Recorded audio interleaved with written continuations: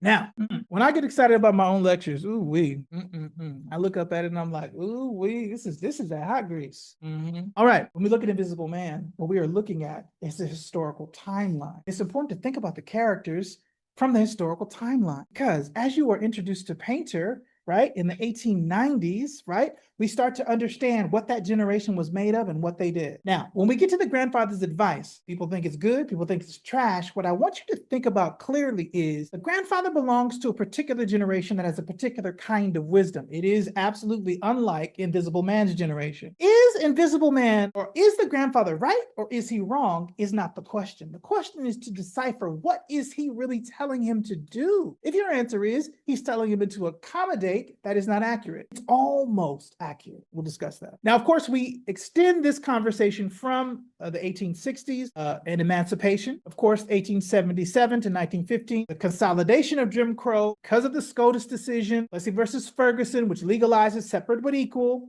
Into the 1920s, the new Negro movement. The novel takes place in the 1930s. The narrator's story unfolds in the 1930s. So when he gets from the prologue, right, to the first chapter, and he says some 20 years ago, right, that is a marker of time that the elegant writing of Ralph Ellison presents to us. He gives us little pithy lines that tells us where we are in time.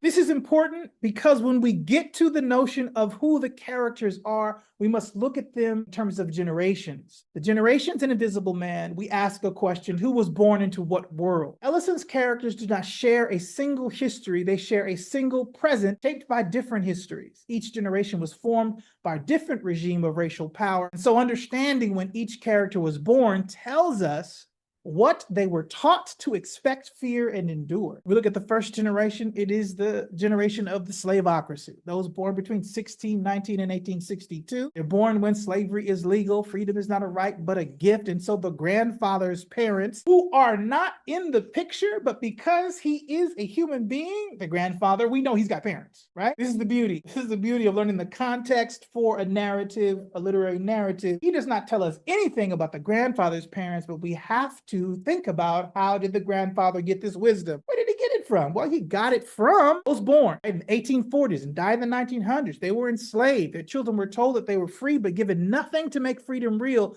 Their silence is the novel's buried foundation. It's sitting right there. The grandfather's advice is not advice in real time. It is advice from those, right, that survived the slavocracy. That gives it a particular kind of wisdom.